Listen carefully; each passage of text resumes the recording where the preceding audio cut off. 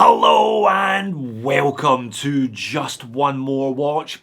Welcome today to my review of yet another Casio Oceanus. This is now the fourth one of these that I have bought over the last 12 months, but somewhat foolishly I started at the very top and have now managed to work my way down to the very bottom. Casio are pretty helpful in terms of the way they number their watches. So I started my journey with the 5000, then the 4000, then the 200, and today I'm reviewing the 100. Now this is not a new watch. These have been out for a decade now, being launched back in 2012, and they've been getting glowing reviews for the last 10 years, with many people heralding this one as the perfect affordable quartz watch. Me? I wouldn't say it was perfect, but it's very, very close. I say it again, if you haven't had hands-on experience with a Casio Oceanus yet, beg, borrow or steal one. They are far, far better than they have any right to be given the price. So what do I like? What do I not like? If it's not perfect, then why isn't it perfect? Let's flip the camera and find out. So where does one buy a Casio Oceanus S100 and where did I buy mine? Well, these are Japanese domestic market only watches, so if you want one, you're gonna have to buy it straight from Japan.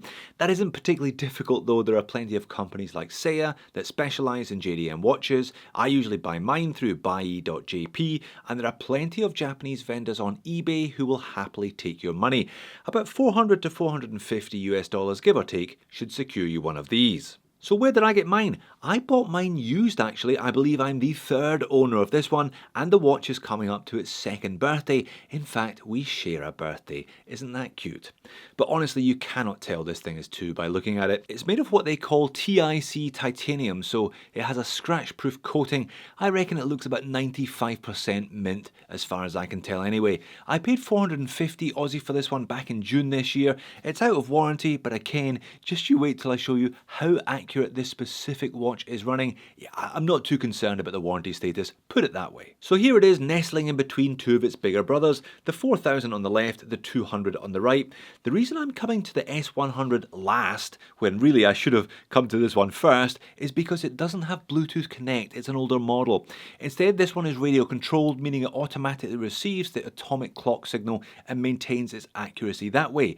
We don't receive the atomic clock signal down here in Australia, so I have gravitated towards the other Oceanus models with Bluetooth instead. Of course, this watch can be adjusted manually, and once I was confident as to how well the tough solar movement was running, I took the time the other day to read the instruction manual and to set it properly once and for all. Oh, go on then, I may as well show you this now. Like I said, I bought this one in June, and I started a watch check app running on the 13th of June. At that time, the watch was approximately 4 seconds fast. Here we are in mid-September, and before I tweaked it, it was running 5 seconds fast. It gained a total of 1.3 seconds over the course of 12 weeks. That puts it on target to be within 5 seconds per year, unadjusted, without the help of the atomic clock. Not bad for a watch well under $500, I don't think. And I must say, this is one of the most comfortable watches on a bracelet that I have ever owned. Like a lot of these Oceanus models though, the dimensions can be a little bit tricky.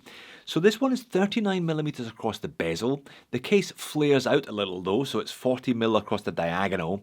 And if you want to include the crown and that little wing at the 9 o'clock, it's 43mm.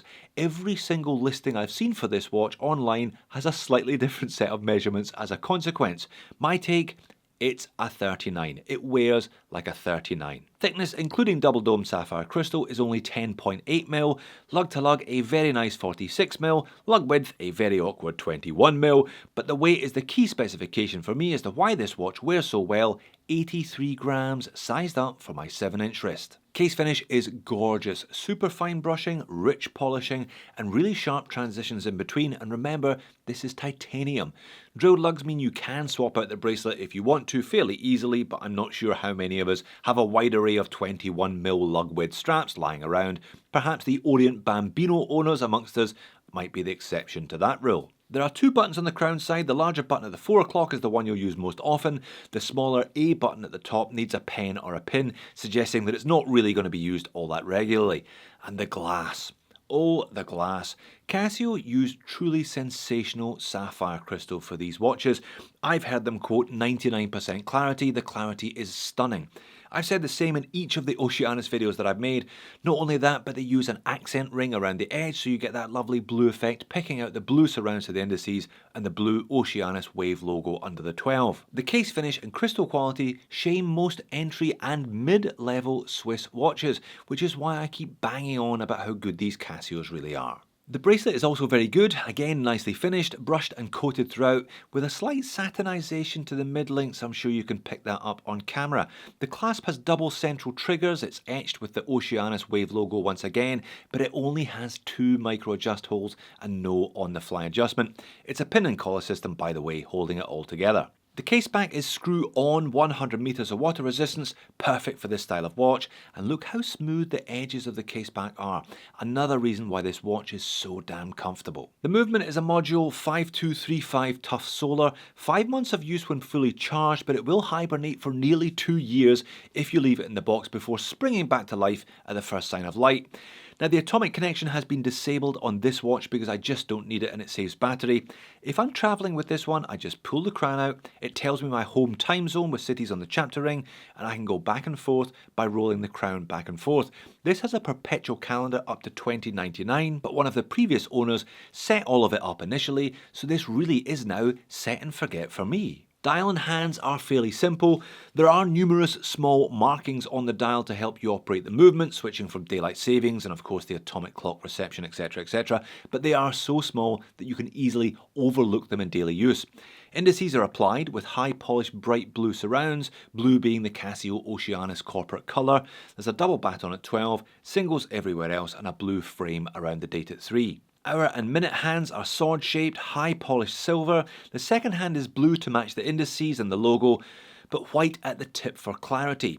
On these super close-ups you can see the solar cell underneath the dial, but honestly this lens picks up things that my own pair of lenses do not. Overall, legible and well executed, if a little bit unspectacular, but inoffensive enough to run as a long-termer. And the lume on these Oceanus models is another indication of the quality overall. They call it Neo Bright, and it certainly is just that. It looks like BGW9 in terms of the bright blue glow, and it lasts as well as a decent application of that particular superluminova. I like wearing this one overnight because the lume is excellent and because the watch is so comfortable. And indeed, there it is on wrist. It's a pretty effortless watch to wear, really. I wear it loose, giving me all day and all night comfort. You saw how smooth the caseback was, how smooth the case itself is. It's got a fairly small crown and it's just so light. I've definitely been veering towards both quartz and titanium this year personally because of the comfort and wearability that comes with the lightweight and the grabability that comes with quartz if you have a big collection. This watch combines both and doesn't break the bank doing it. Pocket shot to finish, low and loose for once today. You could honestly forget you're wearing this one. I know some people don't like that, but yeah, I'm a big fan of a light watch. So far so good then, but I said it wasn't perfect. What am I going to complain about therefore? Well, the glass may be gorgeous, but it's a massive smudge magnet. Ironically, perhaps because it's so clear, any little mark shows up really obviously. The bracelet clasp only has 2 holes of adjustment as mentioned. Now the links aren't huge, but you're probably going to end up wearing this one loose. At 83 grams that's not a massive problem, but it would have been great to see Casio update this at some point over the decade of production with either a bit more adjustability or ideally some kind of on-the-fly adjustment. And the styling. I did say this one was 10 years old. I think it has aged a little bit. I find that little wing at 9 a bit fussy and unnecessary. It balances out the crown guard, but this watch doesn't really have much call for crown guards in the first place, so I would be happy to see it lose both. And Casio, I know you like blue, it's your corporate colour after all, but any chance of just one Oceanus without blue on it? They do a black PVD version of this watch for example, but the indices, the logo and the crystal accent ring are still blue. I just want a plain black Oceanus, but honestly I don't think they do one. But if none of that seems of any consequence to you and you're looking for a lightweight, comfortable and supremely accurate everyday watch that has the added cachet of being JDM, I say it again, do yourself a favour, check one of these out. I'm going to make a comparison video between this and my Green Dial 200. I think there are pros and cons to each, and that means the good news is there are arguments for keeping both. Probably. So there you have it, light, beautifully finished, ridiculously accurate, magnificently comfortable. But come on Casio, can we just have one without blue on it? If you would like to dip your toes into the Oceanus, but you don't fancy the S100, why not check out my reviews of the 4000 and the 200. Thanks again for watching. I'm sure I will see you again in a future video.